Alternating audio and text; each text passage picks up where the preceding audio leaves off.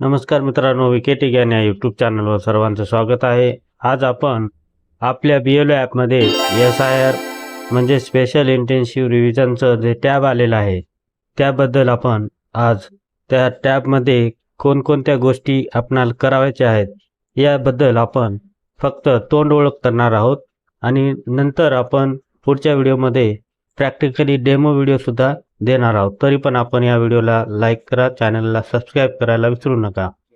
यामध्ये log in केल्यानंतर बघा, सुरुवातीलाच स्पेशल इंटेन्सिव्ह रिव्हिजन म्हणजे SIR हा टॅब आलेला आहे. यावर क्लिक केल्यानंतर आपणाला 2 लँग्वेज सिलेक्ट करण्यासाठी येतात. त्यापैकी आपण कोणती एक लँग्वेज सिलेक्ट करून घ्यायची आहे. त्यामध्ये सबमिट केल्यानंतर या ठिकाणी बघा खूप सारे आपणाला या ठिकाणी टॅब दिसतात. आता या प्रत्येक टॅबचं काय काम आहे हे आपण तोंड ओळख करून घेऊया. यामध्ये पहिला जो टॅब आहे EF डॅशबोर्ड, सुरुवातीचाच बघा टॅब आहे EF डॅशबोर्ड. EF डॅशबोर्डमध्ये क्लिक केल्यानंतर आपणाला आपला जो टोटल मतदारसंघाचे मतदार आहेत, आपल्या यादी भागातील जे मतदार आहेत ते या ठिकाणी टोटल इलेक्टर्स म्हणून दिसतात.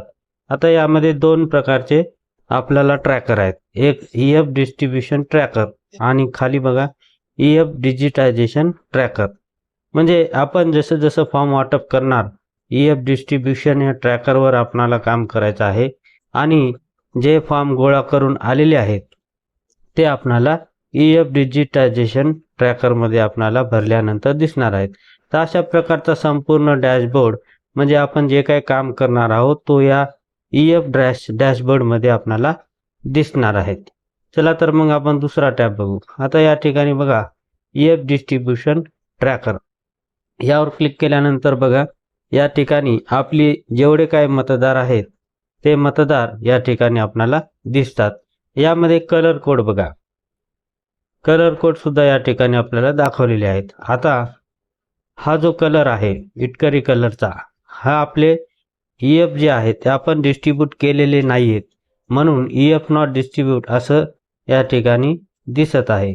त्यानंतर या EF डिस्ट्रीब्यूटवर क्लिक केल्यानंतर आपला जो कलर आहे तो या ब्ल्यू कलरमध्ये दिसणार आहे. त्यानंतर EF डिस्ट्रीब्युटेड असं तिथं पॉपअप येऊन जाईल.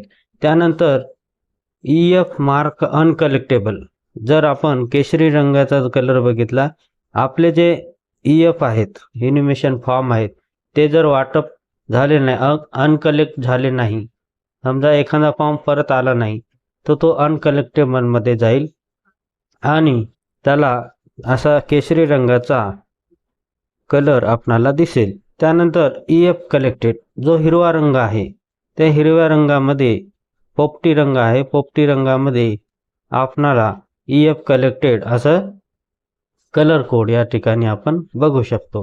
तर अशा प्रकारचे 4 प्रकारचे कलर कोड या ठिकाणी आपणाला आपल्या कामानुसार दिसणार आहेत. यामध्ये तिसरा आणि महत्त्वाचा जो टॅब आहे तो म्हणजे fill information form. Fill information फॉर्मवर क्लिक केल्यानंतर आपले जेवढे काही वोटर आहे ते या ठिकाणी आपणाला डिस्प्ले होणार आहेत. यामध्ये वरती बघा स्कॅन QR कोड, आपल्या जो फॉर्मवर QR कोड आहे तो या ठिकाणी स्कॅन केल्यानंतर आपणाला हव्या त्या मतदाराची माहिती इथे वरती डिस्प्ले होणार आहे. त्यानंतर आपण भरून आलेला फॉर्म फिल फॉर्मवर क्लिक करून आपण पुढची प्रोसिजर करणार आहोत. ते कसं करणार ते आपण नेक्स्ट व्हिडिओमध्ये बघणार आहोत. त्यानंतर एखादा फॉर्म जर मिळाला नाही, अनकलेक्टेबल झाला किंवा अब्सेंट असेल, शिफ्टेड असेल, लेड असेल, तो मार्क अनकलेक्टेबलमध्ये येणार. त्यावर क्लिक केल्यानंतर आपल्याला 5 पर्याय ओपन होतील. ऑलरेडी इनरोल, अब्सेंट, शिफ्टेड, मय्यत आणि अनट्रेसेबल अशा प्रकारचे 5 पर्याय त्या ठिकाणी दिसतील. त्यानंतर या ठिकाणी व्ह्यू मोबाईल नंबर, त्या मतदाराचा मोबाईल नंबर सुद्धा या ठिकाणी आपल्याला बघता येईल. तर अशा प्रकारे हा तिसरा टॅब आणि महत्त्वपूर्ण टॅब आहे. यावर आपण लागलेच डेमो व्हिडिओ सुद्धा घेऊन येणार आहोत. त्यानंतर fill form EPIC match elector, समजा एखाद्या मतदाराचं इपिक मॅच झालेला असेल तर त्या टॅबमध्ये आपल्याला दिसणार आहे.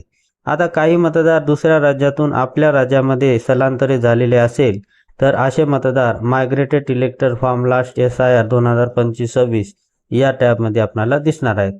आता यामध्ये मतदाराला सुद्धा सेल्फ इन्युमेशन फॉर्म ऑनलाईनद्वारे भरण्याची सुविधा ECIने उपलब्ध करून दिलेली आहे। ते फॉर्म आपल्याला online form fill by elector या टॅबमध्ये आपल्याला दिसणार आहेत। त्यानंतर आपण जे भरलेले इन्युमेशन फॉर्म आहेत, आपल्याला परत वाटलं की आपण फॉर्म चुकीने भरलेला आहे, तो फॉर्म आपल्याला परत व्हेरीफाय करायचा असेल तर आपल्याला reverify fill enumeration form on map the elector यामध्ये आपल्याला दिसणार आहेत। त्यानंतर आपल्याला 85+चे जे HD रिव्हेरिफिकेशन वोटर आहे ते आपल्याला या 85 वर्षावरचे जे वयोवृद्ध आहेत त्यांचं पुन्हा व्हेरिफिकेशन करण्यासाठी आपल्याला या टॅबमध्ये आपल्याला दिसणार आहे। त्यानंतर सेंड बाय ERO समजा एखादं मतदान नोंदणी अधिकारी किंवा सहाय्यक नोंदणी अधिकारी यांना वाटलं की या फॉर्मबद्दल परत व्हेरिफिकेशन करायचं तर ते आपल्याला परत या फॉर्मला परत आपल्या लॉगिनला पाठवू शकतात। ते फॉर्म सेंड बाय ERO मध्ये आपल्याला दिसणार आहेत।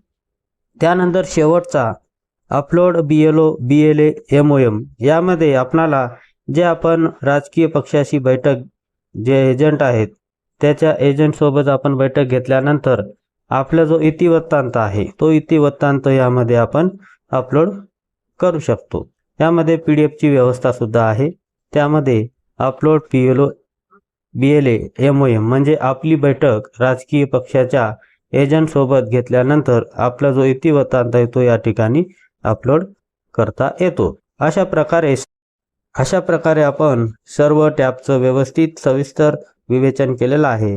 तर आपल्या डेमो व्हिडिओ लागलीच या चॅनलला येणार आहे तरी आपण या चॅनलला सबस्क्राईब करायला विसरू नका आणि व्हिडिओ आवडला असेल तर आपल्या मित्रांना सुद्धा शेअर करायला विसरू नका। धन्यवाद।